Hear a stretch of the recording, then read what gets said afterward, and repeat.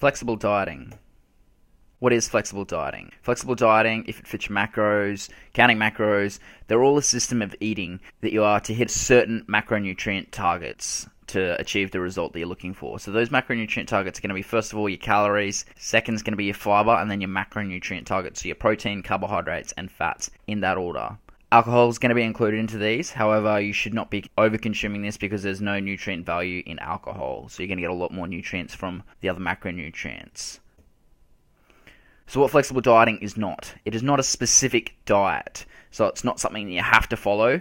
The whole point of it being flexible is that you can choose foods that you like and constantly change those and still have the same results. So if you don't like chicken, then you don't have to eat chicken. You can have salmon or something, as long as it fits in with your macronutrient targets. Flexible dieting is not an excuse to eat junk food all day, every day. The best analogy I've heard is from Layne Norton of a budget.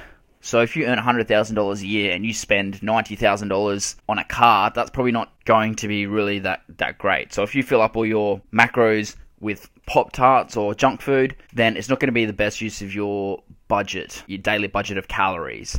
So optimally, you want to get in all of the essential things first. So you want to pay all your bills first, which is hitting your fiber targets and things like that, hitting your protein target, and then whatever expendable income or expendable calories that you have left, then you can start to have those options which are junk food based. So if you have like 3,500 calories per day, obviously you're going to be able to fit in a lot more junk food, unhealthy options, whatever you want to call it, compared to someone who's on a 1,500 calorie diet, just because there's not that big of a budget to work with. And to hit the nutrient targets that you need to hit, it's going to be a lot harder. So it depends on the person on how much you can consume. So flexible dieting is not an unhealthy way of eating. Again, Layne Norton's probably the best person at explaining this. Most of the studies that have been completed to date do not account for fiber intake, and fiber has a direct correlation to the nutrients that you have. So you get fiber from things like fruits and vegetables and things like that. Most high sugar, high fat diets that are linked to having high instances of cancer or high instances of obesity do not take into account and factor in fiber intake. So a high fiber diet is higher in nutrients, it's lower in carbohydrates compared to a low fiber diet, which is normally higher in dense carbohydrates and all of those other things. From that as well, we can talk about toxins. So anything can be toxic. It's all about the dose. So if you overconsume water, that can be toxic. However, water is essential for all of our bodies and all of our needs. But just like anything, if you have it in the incorrect dose, then it can become toxic. So it's all about context. So if we look at this example here, we've got chicken breast here with broccoli and rice. So if we look at the calories of this compared to a Nando's chicken pitta here, it's almost exactly the same calories and macros. So we've got 322 calories versus 326, 37 grams of carbs here, 41 grams over here, 6 grams of fat, 3 grams of fat, 29 grams of protein, 30 grams of protein here. So technically this is going to be a very, very similar meal. Is one better than the other? Probably. This is going to have more nutrients, it's going to have more fiber. However, it's all about context. So if you don't have access to a microwave or something and you can't heat up this kind of stuff, or you don't have access to this kind of stuff, what is going to be an option that's going to give you a very, very similar result and that's going to be convenient? Now, if you just drop in and have like Nando's or something like that and have a chicken pitta, it's going to be a very similar result macronutrient and calorie wise. If you've hit your fiber target for the day, great, you can include this in your diet. And it's going to be a lot better option than, say, getting something else, getting a whole chicken with chips or something and just going nuts because you're going off diet. So you're still fitting it into your macronutrient goals to be able to get the results that you're looking for. I like the example that Layne Norton always gives. So, is a sweet potato better than a Pop-Tart? Well, it's really the wrong question. If you're just comparing the two without a context, it doesn't really matter. Yes, a sweet potato is going to have more vitamins and minerals than a Pop-Tart. However, if you, by eating that Pop-Tart, you're going to stick to your diet and stick to your macronutrient guidelines, then it really doesn't matter. So it's all about context. So what flexible dieting is? So it's a dieting system that is self-managed. So you can then be flexible in your approach based on your needs, goals, and preferences. So that just means that you have your daily budget of calories, fiber, and macronutrients, and it's your job to fill that up with whatever foods that you enjoy to hit those targets. So in essence, you can have your cake and eat it too, in moderation, of course. So we're just going to compare the clean eating / crash dieting styles to the flexible dieting options. So you can get great results from any diet by having a consistent intake lower than your daily energy expenditure. The difference between rigid and flexible dieting, rigid is just like a set meal plan that you have to eat the same foods every day, is the time that you can stick to it and what actually happens afterwards. So what will happen is with a crash dieting kind of ineffective cycle here, what will happen is you'll drop your calories very dramatically and you're going to get great results. However, your metabolism is going to adapt to that very quickly, and you're going to get to a point where you're going to stop seeing results down here very quickly. What will happen here is you've either just dramatically increased your exercise or dramatically drop your calories, or both. What will happen then will be you'll go into a plateau, so you'll stop seeing results because you can't increase your exercise anymore or drop your calories anymore because you've maxed out your metabolic capacity basically, and you're going to kind of see a plateau here. And what will happen is once you've got to that plateau, the two things will happen. You'll either go, I'm not seeing results, fuck this, I'm just going to eat whatever, and it's going to go up here, but your metabolism is still going to be down here, and you've created this massive disconnect, and it's going to take a long period of time for that to actually catch back up to where it was, because you can, or the other option is you decide that you want to put on muscle and you start bulking, so you're like, all right, I'm going to go back to a calorie surplus, I'm going to have whatever and consume as much as I can just to have that calorie surplus to be able to build muscle. And what will happen is if it's an uncontrolled approach, then you're going to have this massive disconnect, and it's going to be exactly the same as if you just went back to your old eating habits. So we'll go through an example of how that will look with your body fat in a second, but we're just going to go through an effective cycle as well. So within an effective cycle, what will happen is we're just going to make small changes to your calories, and we're going to be able to maintain a deficit for a longer period of time, meaning that you're going to get to a lower body fat, and you're not going to have that rebounding effect where you don't have this massive disconnect over here where your body is trying to kind of catch up to your metabolism because you're eating too much food for where your metabolism is at, because your metabolism is not a static thing. It constantly changes. So what will happen is as well, if you do this kind of eating, then you're going to change your body fat set point. So your body fat set point is kind of the body fat that you get back to when you just go back to your normal habits.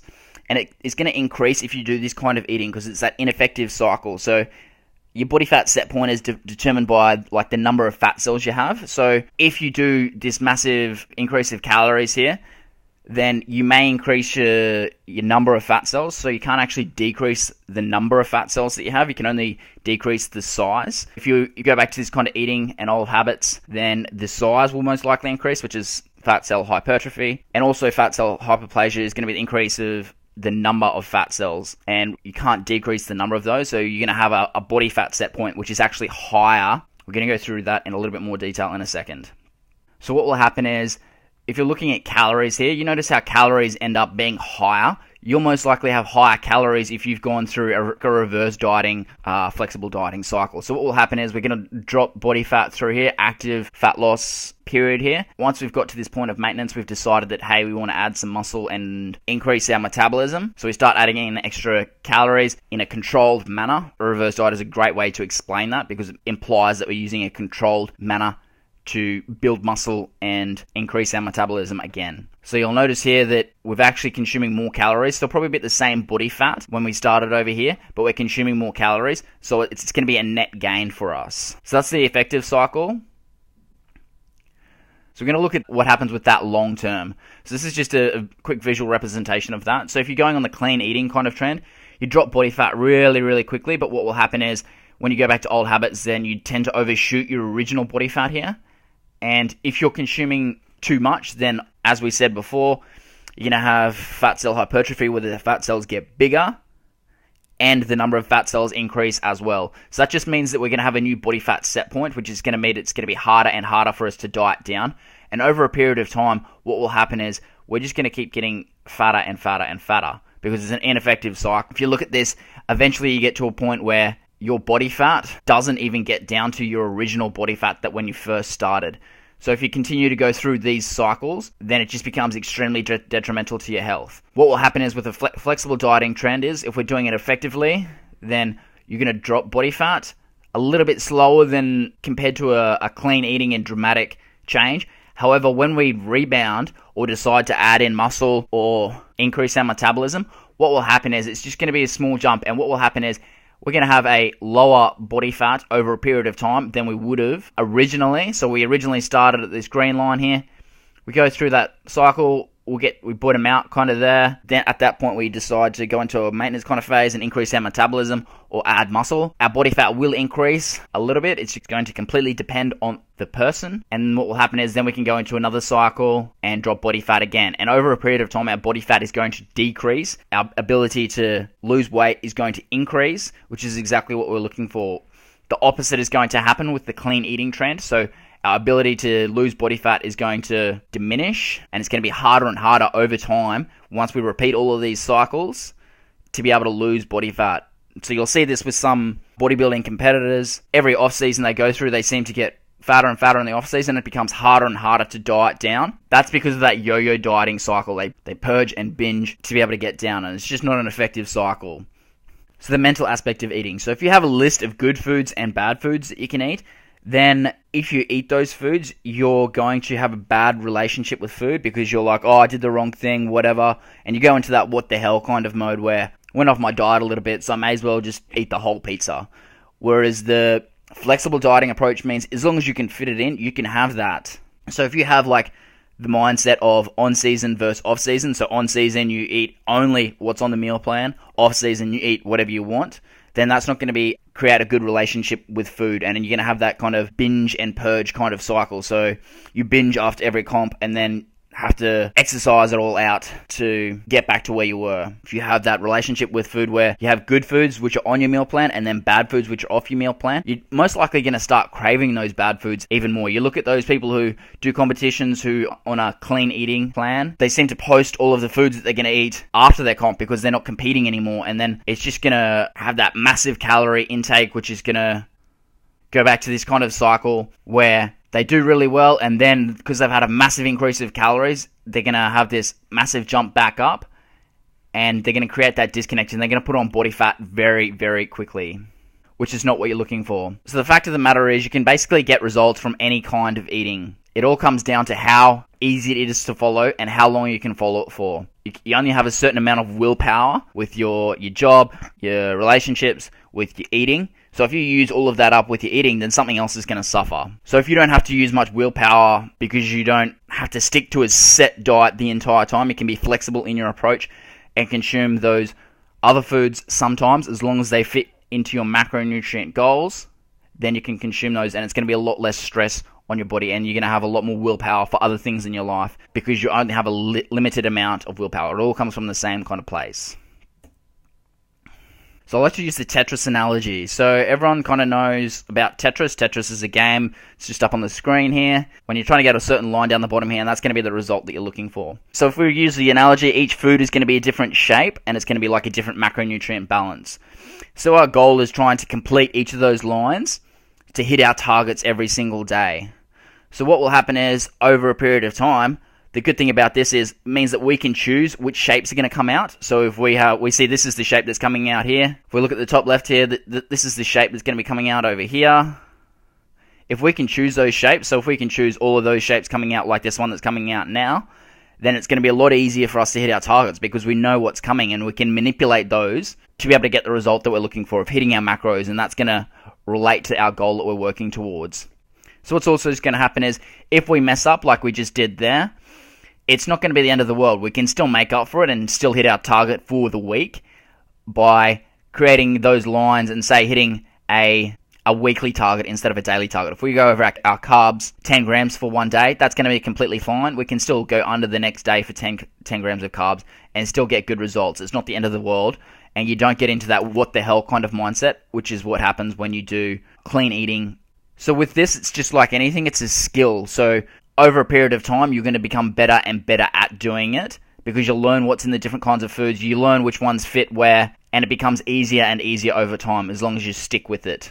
So hitting your macros is just like a daily puzzle where you're trying to fit the kind of foods that you need in to be able to get the result that you're looking for. So if we look at this drop down here now, even though we've messed up previously, we've still got some result from that, even though because we hit our macronutrient target the next day.